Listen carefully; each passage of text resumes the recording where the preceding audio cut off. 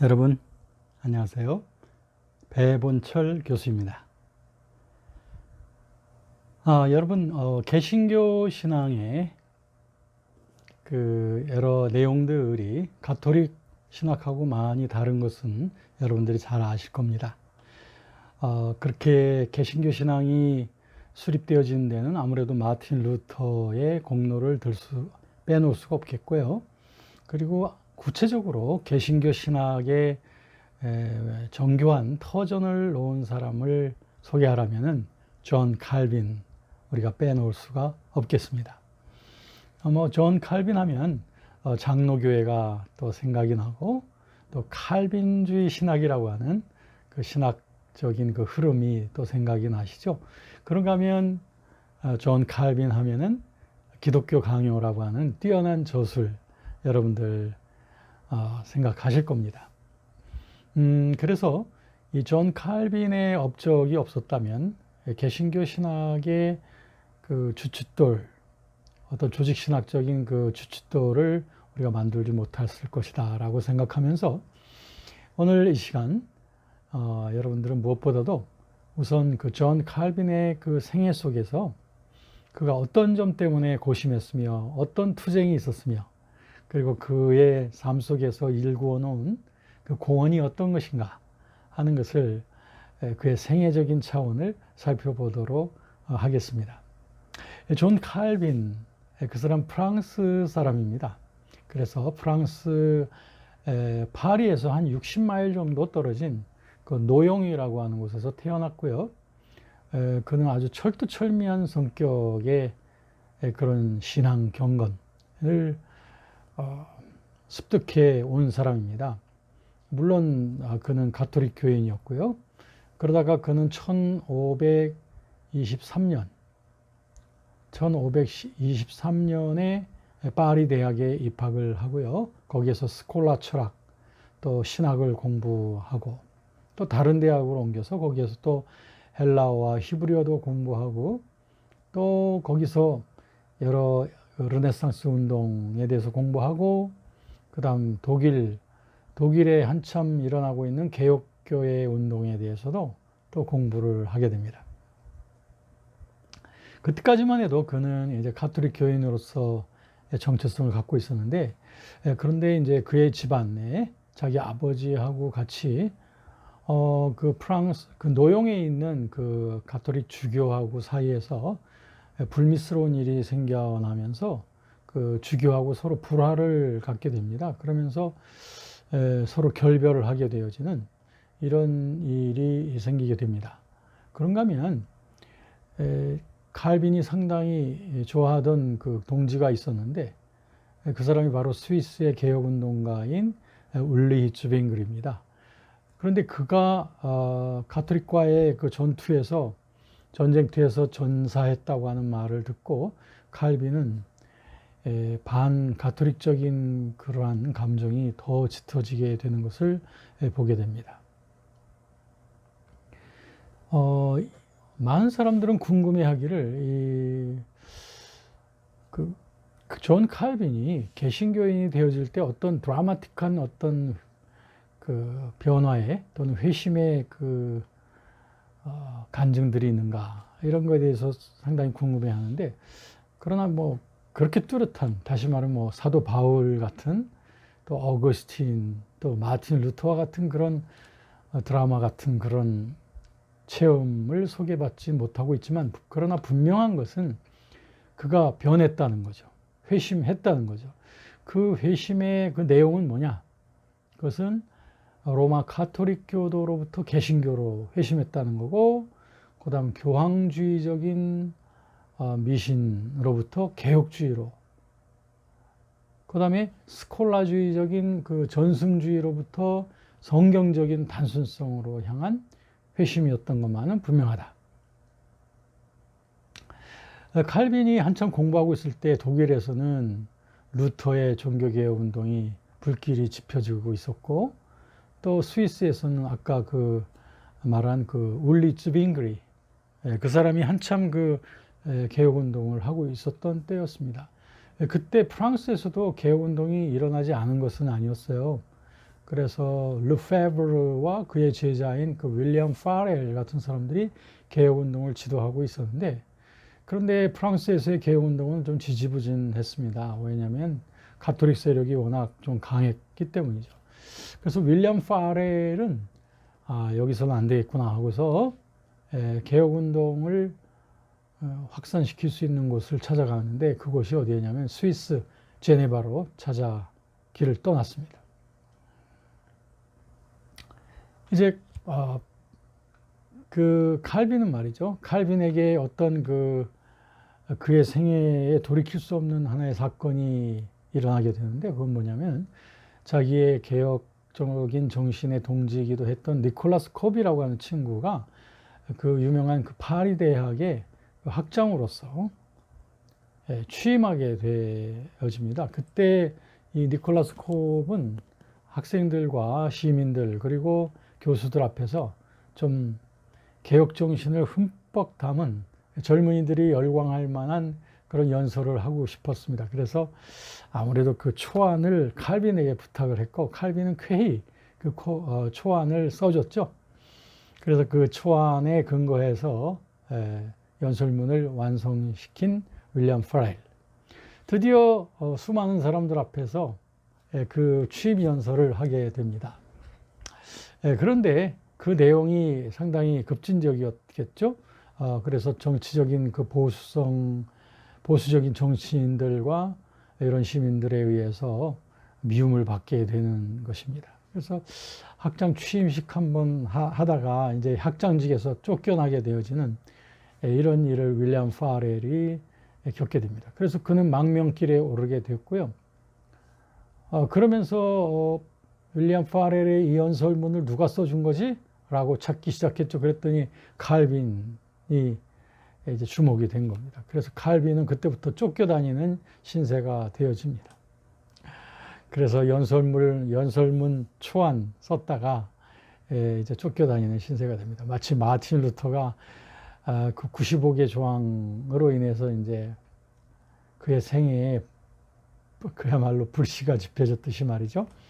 그래서 칼빈은 로마 가톨릭 교회의 서스런 시퍼런 칼날을 피해서 도망을 가게 되는데, 가게 된 곳이 스위스의 바젤로 옮겨갔습니다.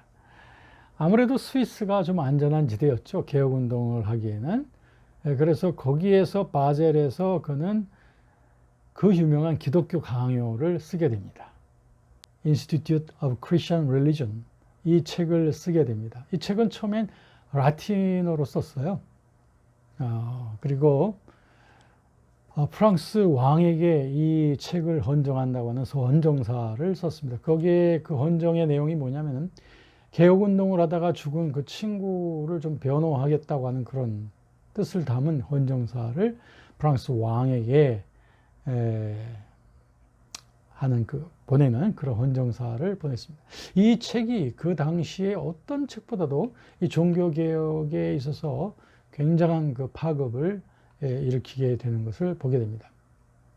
어찌 보면 루터가 먼저 초석을 깔아놨다면 그 위에 칼빈이 이제 정교하게 그 기둥을 세워나가고 이제 건축을 해가고 있는 것을 이 기독교 강요에서 볼 수가 있겠죠. 거기서 이제 기독교 강요를 출판하고 난 다음에 칼빈은 이제 스트라스부르크로 떠나려고 했습니다. 거기에서 또 연구하면서 기독교의 그 개혁운동에 대한 연구를 해서 출판도 하려고 가는 길이었습니다. 가는 길에 제네바시에 좀 머물게 되죠. 근데 제네바시에 누가 있었죠? 거기에 바로 윌리엄 파렐이 개혁운동을 하고 있었겠죠.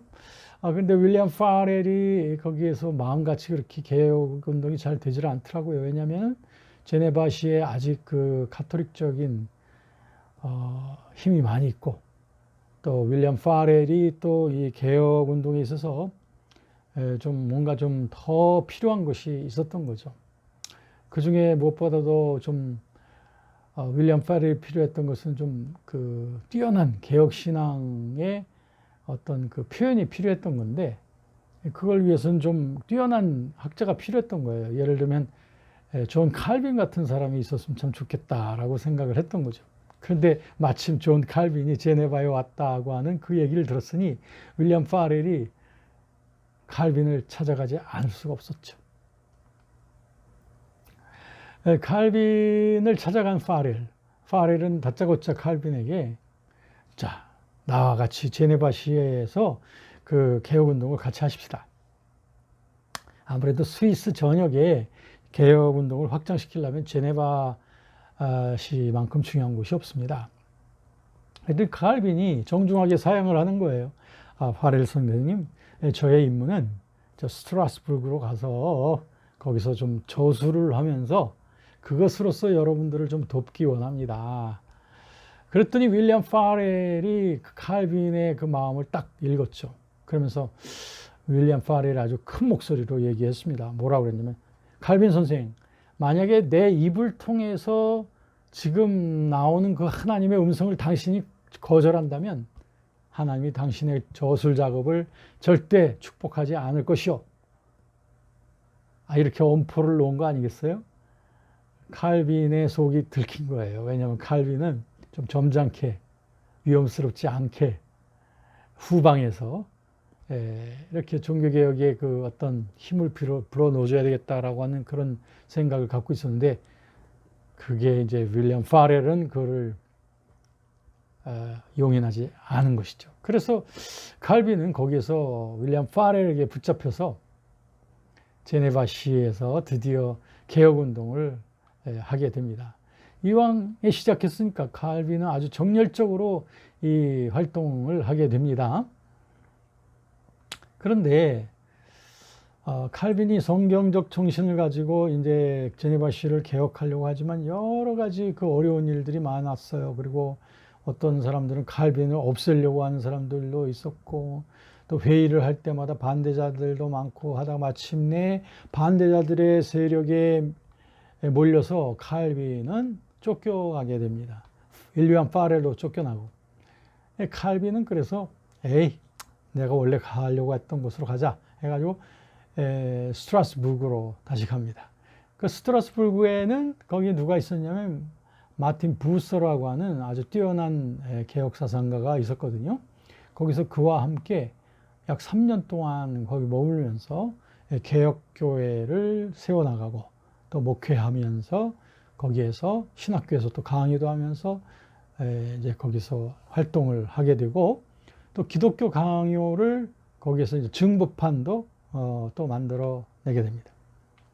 또 그러던 차에 이제 또 칼빈은 거기서 결혼도 하게 되죠. 그런데 어느 날 칼빈을 찾아온 한 무리의 사람들이 있었으니 칼빈이 보니 그 사람들 얼굴이 낯설지가 않은 거예요. 보니까 제네바시의 대표자들 아니겠습니까? 그들 중에는 칼빈이 얼굴을 알고 있는 사람들도 있었어요. 근데 이 사람들이 와서 칼빈에게 머리를 조아리면서 부탁을 하는 거예요. 뭐냐면, 칼빈 선생님, 이제는 때가 됐습니다. 이제 전하고 같지 않습니다. 이제 제네바시가 전체적으로 이제 개혁 성향을 따르게 되었으니 칼빈 선생님이 이제야말로 제네바로 오셔서 당신이 하고자 했던 그 모든 것을 좀 펼쳐 주십시오 라고 이렇게 고백을 하는 거예요. 칼빈이 여기서 뻗팅길 수도 있었겠죠. 근데 칼빈은 기도하며 깊은 생각 속에서 제네바로 가는 것이 하나님이 원하시겠구나, 이렇게 확증을 가지고 그들을 따라 나서게 됐습니다. 그래서 이제는 제네바, 자기가 쫓겨났던 그 제네바에서 다시 한번 이제 장기적인 사역을 하게 됩니다. 제네바에 도착한 칼빈, 이제 성경을 펼쳐놓고 성경적 정신을 가지고 교육, 그리고 정치, 문화, 사회 모든 영역에 있어서, 또 산업 모든 면에 있어서의 개혁을 해 나가게 됩니다. 칼빈은 또한 제네바 대학을 세우기도 하고, 그리고 많은 것들을 또 새롭게 만들어내곤 했습니다. 이렇게 칼빈이 이런 제네바에서 일궈 놓았던 그런 놀라운 일들, 대단한 일이었습니다. 그래서 제네바라고 하는 것은 이 칼빈이 한 도시를 대상으로 해서 거기에다가 성경적인 이상을 펼쳐 놓고 구현시키려고 했던 그런 하나의 최초의 시범지이기도 했습니다. 그리고 그와 같은 활동이 상당히 그 진전이 되어진 거죠. 그러니까 여러분, 이와 같은 이상, 칼빈의 이상은 어디서 온 것이냐면 고대교회 때 어거스틴 아시죠? 그 어거스틴이 쓴 그 신의 도성 내용 속에 보시면은 제가 고대교회에 대해서 강의한 내용 중에 그 어거스틴의 내용 중에 보시면 그 신의 도성의 내용이 있지 않습니까? 거기에 보시면 신의 도성을 만들어가는 것, 이 온 세상을 신의 도성으로 만들어가는 것, 그게 바로 중세 천여년 동안의 교황들이 품고 있었던 하나의 이상이었던 거예요. 그러니까는 이것은 다분히 사회적인 거죠. 하나님의 공의와 통치가 전 사회에 미치도록 하자라고 하는 거. 바로 그 영향을 칼빈이 받은 거예요. 그래서 칼빈은 어떤 이 현세를 떠난 탈현세적인 신이 다스리는 도시가 아니라 이 땅 위에 하나님이 다스리는 도시를 만들자라고 하는 것이죠. 네. 자, 이렇게 해서 칼빈은 이제 제네바시의 여러 대표자들과 함께 그 일에 착수하게 되었고, 마침내 칼빈은 매우 성과를 많이 거두게 됩니다. 그래서 이 칼빈이 몸담았던 이 제네바시는 오늘날 역사가에 의해서 볼 때도 매우 중요한 신권 정치에 있어서 매우 중요한, 그리고 성시화 운동에 있어서도 매우 중요한 하나의 모범적인, 그 이전에 어떤 유럽에서 유래를 찾아볼 수 없었던 성공적인 도시로서 이렇게 알려지고 있습니다. 우리가 좀 계속해서 좀 볼 것은 말이죠. 기독교 강요의 칼빈이 쓴 기독교 강요의 내용을 좀 살펴봐야 되겠죠. 기독교 강요의 특징은 무엇보다도 하나님의 절대 주권, 이 관점에서 글이 써졌다고 하는 거, 이게 매우 중요합니다. 기독교 강요 매우 방대한 책이지만 그러나 그 책의 모든 신학 주제들을 풀 수 있는 마스터키는 하나님의 절대 주권이다, 이렇게 보시면 됩니다. 그리고 기독교 강요의 목차는 사도신경의 배열을 따라가는 거예요. 성부 하나님, 성자 예수 그리스도, 성령, 그다음 교회, 그리고 종말론, 이런 식으로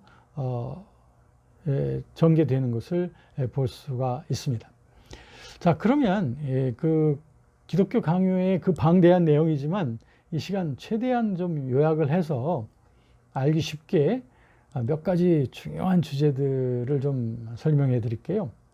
먼저 창조와 인간에 대해서. 기독교 강요의 첫 번 부분에 보면 하나님의 인간 창조에 대해서 나오고 있고요. 아담과 하와와 에덴 동산의 얘기가 거기에 나오고 있습니다. 거기에서 하나님이 인간을 만드실 때 그들을 매우 자유롭게 만드셨다네요. 물론 하나님의 형상으로 만드셨지만 자유로운 존재로 자유의지를 주셨다는 거죠. 근데 여러분들 다 아시다시피 이 자유를 남용함을 통해서 범죄하게 되고 하나님 앞에 불순종하게 됐다는 것을 여러분들 아십니다. 그럼 하나님 실패한 하나님이시냐, 이런 궤변을 말하는 분들도 계시지만 그럴 수가 없다는 거죠. 하나님은 하루가 천년 같고 천년이 하루 같은 것을 잊지 말라고 하셨어요.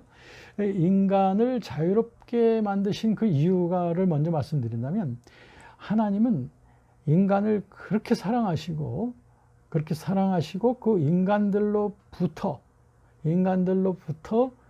그 자유로운 자발적인 사랑을 확인하기 원하시는 것. 그러니까 하나님은 인간으로부터 자발적인 예배와 사랑과 순종을 받길 원하시는 분이라는 거예요.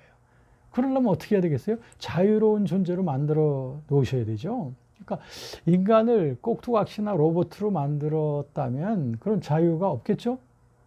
그건 진정한 사랑도 아니죠. 누군가로부터 사랑을 받는다면 그 사람의 자유와 자발적으로 나를 사랑해 줄 때 우리는 사랑을 받는다고 말할 수 있어요. 하나님도 그렇다는 거죠. 그래서 자유의지를 주신 거예요. 근데 자유의지로 말미암아 타락했어요. 아담의 범죄로 말미암아 그 죄성이 인간들 속에 그대로 들어왔어요.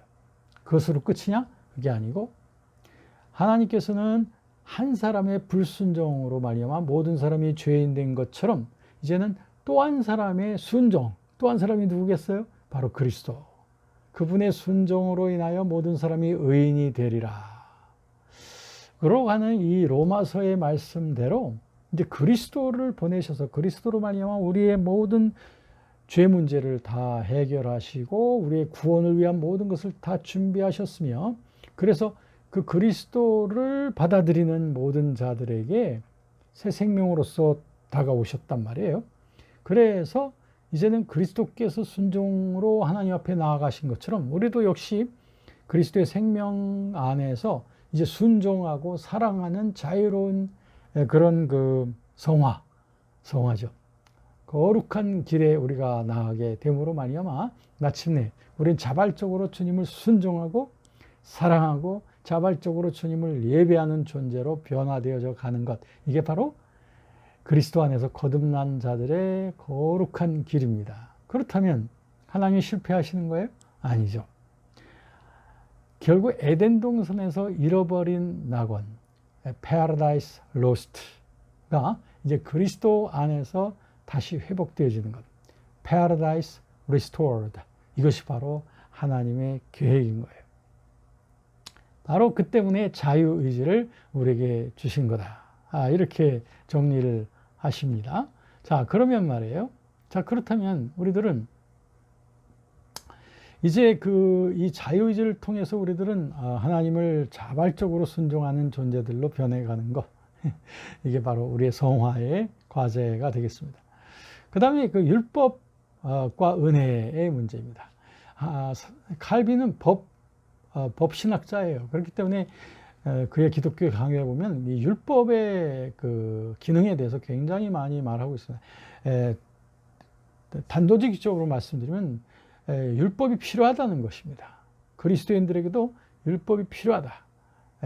율법이 필요한 이유 두 가지. 첫째는 그 예수님을 아직 모르는 자들에게도 율법이 필요하다. 두 번째는 예수님을 이미 믿게 된 사람에게도 율법은 필요하다. 이 점이 이제 마틴 루터보다 훨씬 더 율법에 대한 강조가 강한 거죠. 자, 그러면 첫 번째, 율법이 예수님을 아직 믿지 않는 사람들에게는 율법이 왜 필요하냐? 율법으로서 죄된 거를 알게 해준다는 거죠. 그럼 율법이 없으면 사람이 죄를 지면서도 이래서 죄다, 여기서부터 여기까지 죄다, 이런 것들에 대한 한정이 불분명하지요. 양심에서 죄책감이 일어난다 할지라도. 그런데 율법을 통해서 이게 명확하게 된다 이거예요. 그러니까 죄인들이 자신들의 죄성을 더 통감하게 볼 수 있게 된다는 거죠. 그렇게 해서 결국엔 자기들의 힘으로는 하나님을 기쁘시게 할 만큼 자신 속에 의의가 없다고 하는 것을 알게 되고 결국에 하나님 앞에 그리스도 앞에 손들고서 나오게 된다는 거예요. 그래서 그리스도의 은혜 속으로 나오게 된다는 거죠. 그래서 이런 점에서 첫 번째 그 율법의 의무는 우리를 죄인들을 그리스도께로 인도하는 인도자가 된다. 율법이. 두 번째는 뭘까요? 그러면 그렇게 해서 그리스도 안에서 이제 새로운 삶을 찾은 자들에게는 율법이 왜 또 필요하냐? 이것은 뭐냐면 율법은 그 자체가 거룩하고 선하고 완전한 것이기 때문에 우리를 거룩한 길로 빛을 비춰준다는 거예요. 그러니까 우리가 그리스도 안에서 새로 거듭났잖아요. 그럼 그리스도 안에서 이제 어린아이나 마찬가지예요. 그럼 자라나야 되잖아요. 성화되어져야 된다 이거죠. 그 성화되도록 이끌어주는 그 빛의 역할을 해주는 게 바로 율법이라는 거예요. 그러니까 거듭난 그리스도인들은 율법을 자꾸 연구하고 읽고 묵상하고 그리고 그 율법을 자꾸 믿음으로써 우리는 그 조명을 받아서 우리들은 점점 더 거룩하게 되어져 간다. 이게 바로 율법의 두 가지의 기능이라고 하는 거예요. 이것을 이제 기독교 강해에서 칼빈이 매우 중시했던 것을 볼 수가 있습니다. 그 다음에 또 볼 것은요, 이제 그 성만찬론을 좀 보시겠습니다. 성만찬. 간단히 말해서 지난번 저의 그 마틴 루터의 강의에서 여러분들 성만찬론을 대하실 수 있을 겁니다. 그런데 거기에서 뭐라고 제가 말씀드리면 가톨릭에서는 화채설이죠. 화채설. 근데 마틴 루터의 경우에는 공제설이라고 했습니다. 그런데 울리 즈빙그리 같은 것은 기념설 또는 상징설이라고 했죠. 그런데 칼빈은 분명히 가톨릭의 화채설은 배격하면서도 루터와 즈빙그리의 성만찬론의 어떤 중재적인 지점을 찾아가는 것을 볼 수가 있습니다. 그래서 뭐냐면 루터는 성만찬에 그리스도의 몸이 임해야 된다라고 주장했죠. 즈빙그리는 그건 아니고 기념하자라고 그렇게 말했잖아요. 그런데 칼빈은 이 둘 사이에서 뭐라고 말했냐면 성만찬에 실제 그리스도의 몸이 임하는 건 아니다. 이건 즈빙그리 편을 든 거겠죠. 그런데 실제적인 그리스도의 몸이 아니라 성령이 그리스도의 영이 성만찬에 임하는 것이다 라고 말하면서 또 루터적인 편도 든 거예요. 이렇게 해서 칼빈의 성만찬론의 특징은 바로 성령 임재설이라고 말씀드릴 수 있습니다. 그래서 네 가지 나오죠. 가톨릭의 화채설, 루터의 공제설, 그 다음에 즈빙그리의 기념설 또는 상징설, 그 다음에 칼빈의 성령 임재설. 이렇게 네 가지가 서로 특징이 보여주고 있는 것을 보게 돼요. 자, 이제 마지막으로 우리가 그 기독교 강요에서 볼 것은 하나의 그 칼빈의 궁극적인 목적이 거룩한 사회, 거룩한 사회 통치에 있었다고 하는 것, 이 점을 우리가 볼 수가 있습니다. 이것은 아까 말씀드렸죠. 어거스틴의 신의 도성에 영향을 받은 것이다 라고 하면서 칼빈은 이 땅 위에 하나님의 나라가 구현되어지는 어떤 모델을 제네바시를 통해서 만들기를 원했던 거예요. 그렇게 함에 있어서 칼빈에게 꼭 필요했던 사람들이 누구냐면 지도자들이에요. 정치가들이나 이런 지도자들, 이런 사람들과 긴밀한 협력을 통해서만 그것이 이루어질 수 있다고 봤기 때문에 이런 통치자들, 지도자들, 정치가들, 이런 사람들이 하나님의 법에 복종을 해야만 된다. 그래서 똑같은 이상을 가지고 거룩한 도시로서의 제네바시를 만드는 그 일을 위해서 목회자들하고 같이 협조를 해야 된다.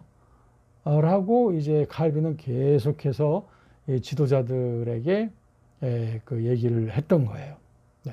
그렇게 해서 마침내 이런 그 전문가들과의 그 협력을 통하여 칼빈은 제네바시의 이 하나님 나라의 구현의 좋은 샘플을 보여줬다 하는 것이죠.